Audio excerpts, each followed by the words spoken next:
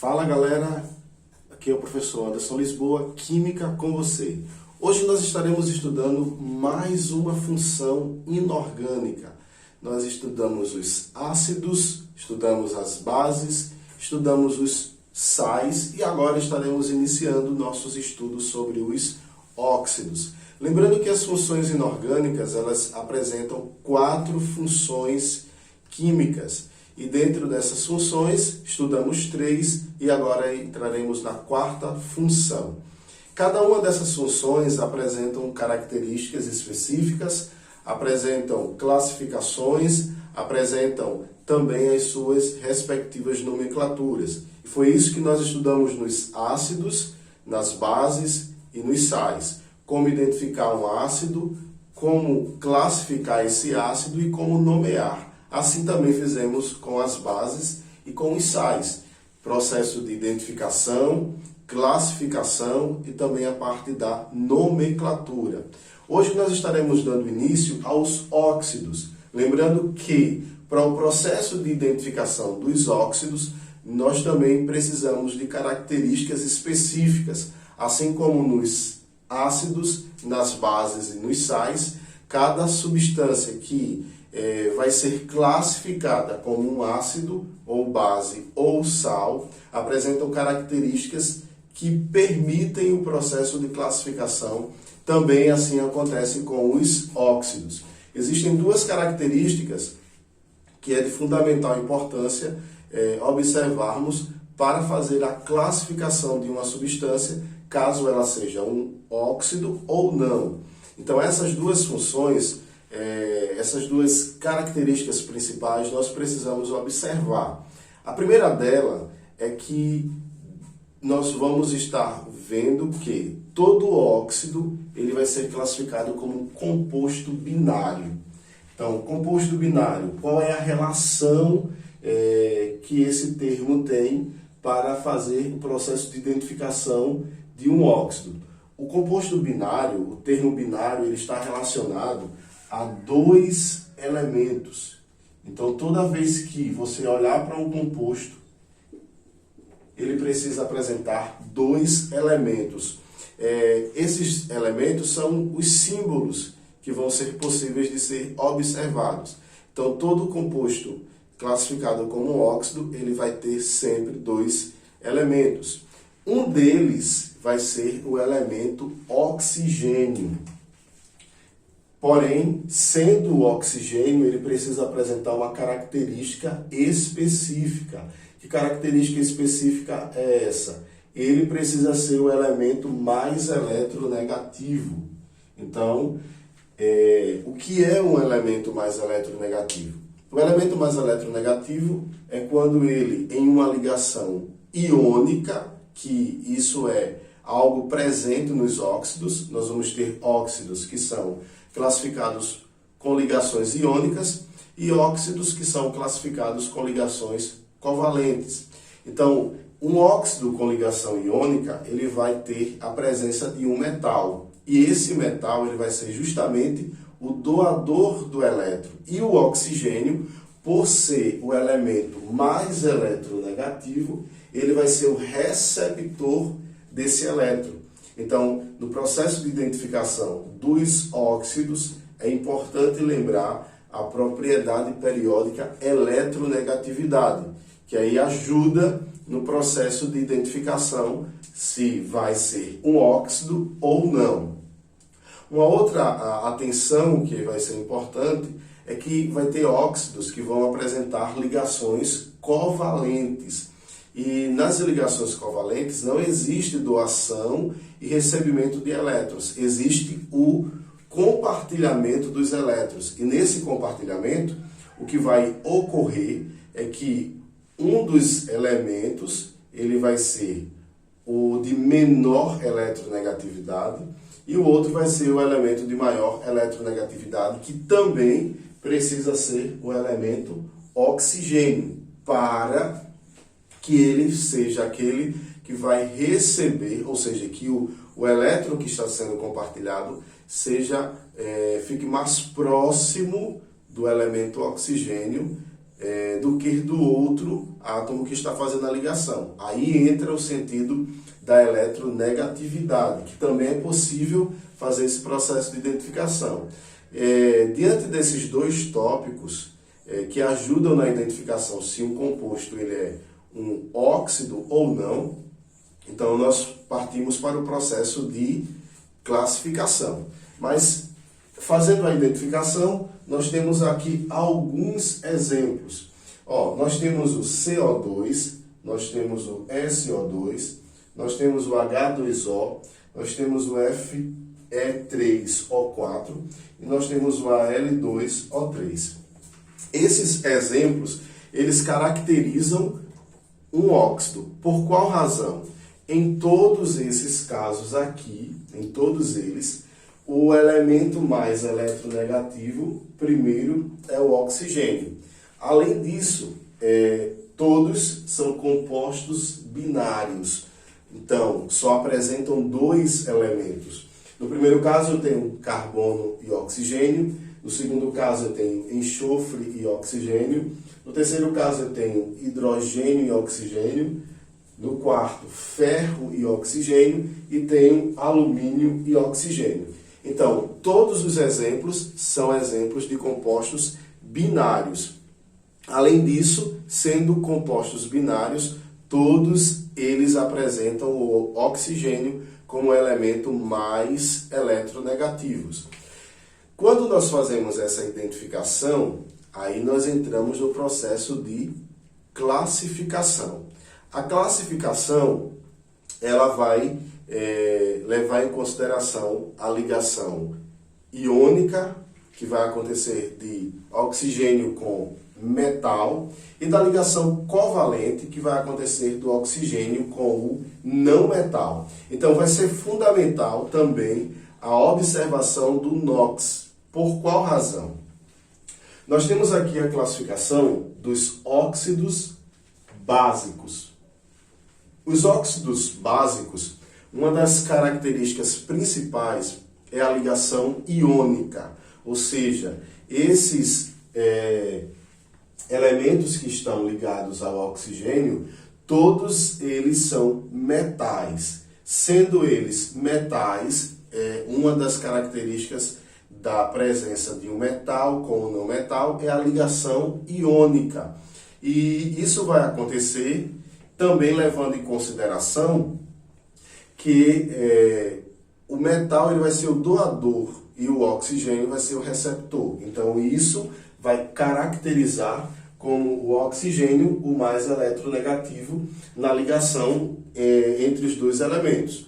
Então isso já vai me dar a certeza de que esses exemplos aqui são exemplos no caso de óxidos. Além disso, os participantes da ligação, eles vão apresentar como NOx mais 1, mais 2 e mais 3. Esses NOx são as cargas relacionadas à quantidade de elétrons que eles estão perdendo ou doando para o oxigênio. Por exemplo, o sódio vai ter NOx mais 1, porque ele perde um elétron, cada átomo de sódio perde um elétron para o oxigênio. O cálcio e o magnésio são os dois metais que pertencem à família dos metais alcalinos terrosos, então eles vão ter NOx mais 2. O sódio, ele pertence à família dos metais alcalinos. E o alumínio, que pertence à família do boro, ele vai estar tendo NOx mais 3, ou seja, o átomo de alumínio perde 3 elétrons. Assim como o átomo de cálcio e magnésio perdem 2 elétrons. Então isso vai caracterizar que esses óxidos que estão aqui são óxidos básicos. Por quê? Porque eles, na presença da ligação entre oxigênio e metal, caracterizam óxidos básicos. Quando vamos para os óxidos ácidos, são os elementos que vão apresentar NOx. mais 4, mais 5, mais 6 e mais 7.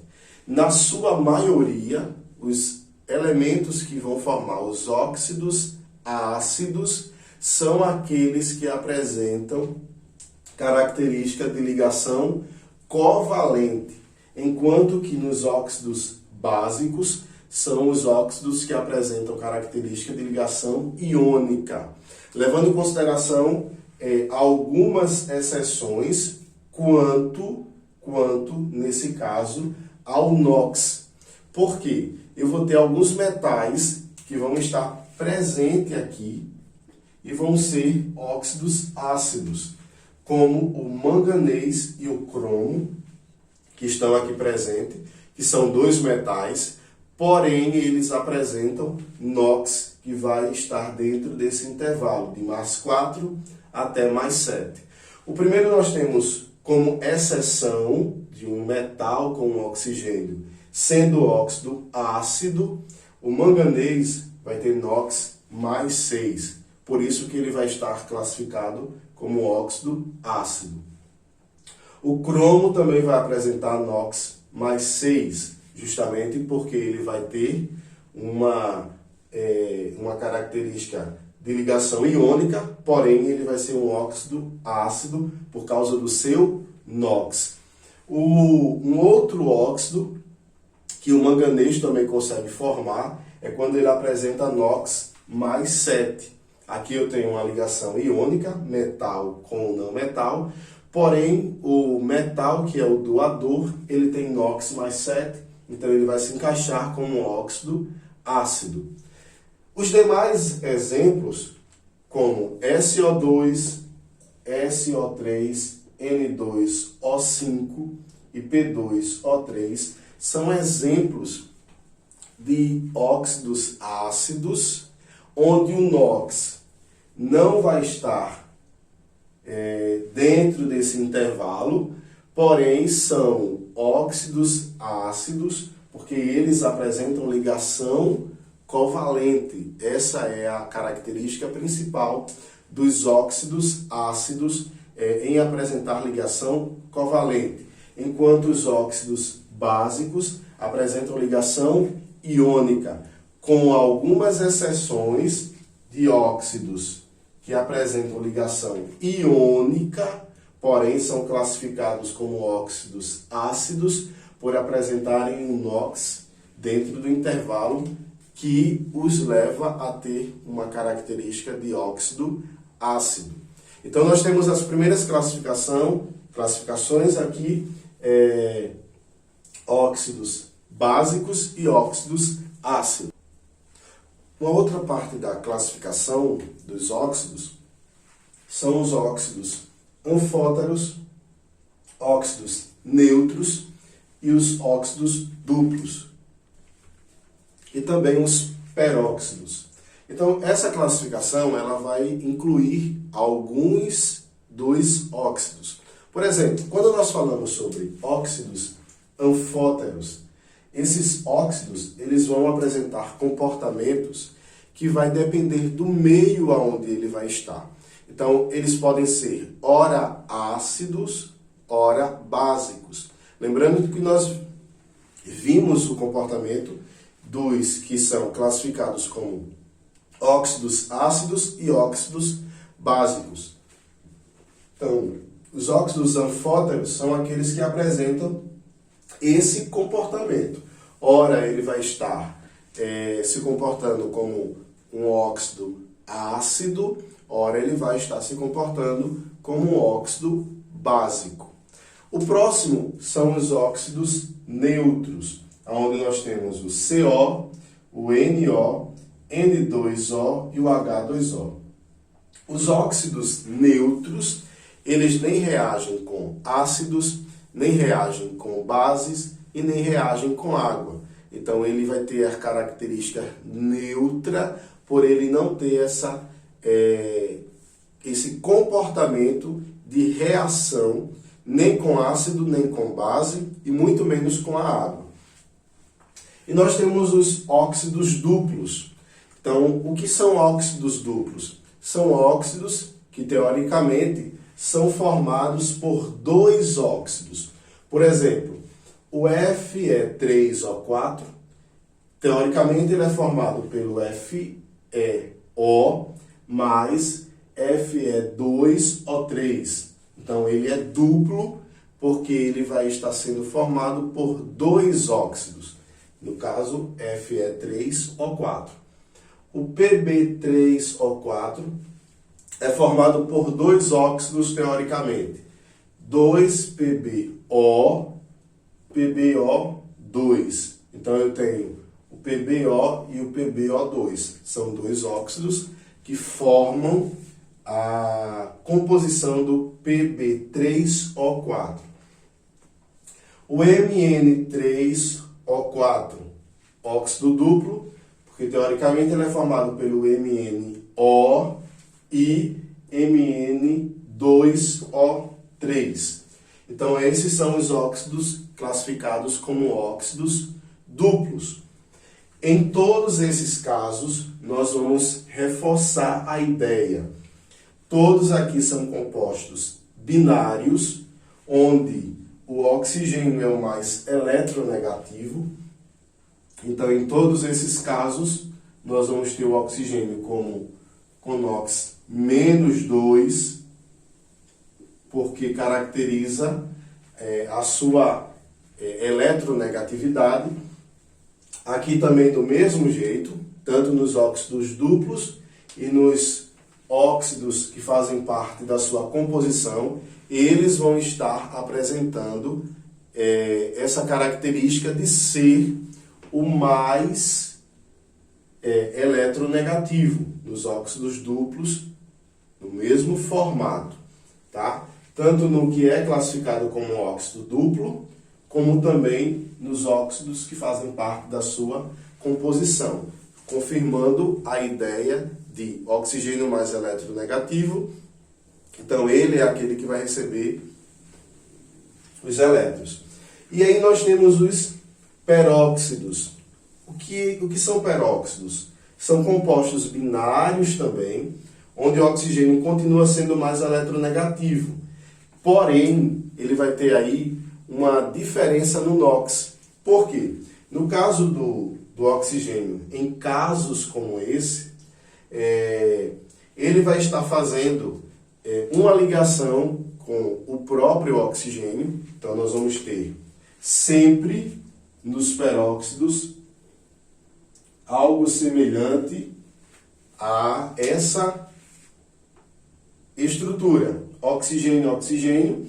Então, essa ligação covalente simples, ela não vai apresentar diferença de eletronegatividade. Por quê? Porque é uma ligação que acontece entre átomos iguais, então não vai haver diferença na eletronegatividade. Nesse caso, o oxigênio passa a ter NOx -1. Então, ele ainda continua sendo mais eletronegativo. Porém, ele vai ser o mais eletronegativo, mas ele vai agora ter uma diferença no NOx, porque ele vai estar apresentando NOx -1. Porém, não foge a característica principal relacionada a os dois tópicos de composto binário e também o oxigênio como mais eletronegativo.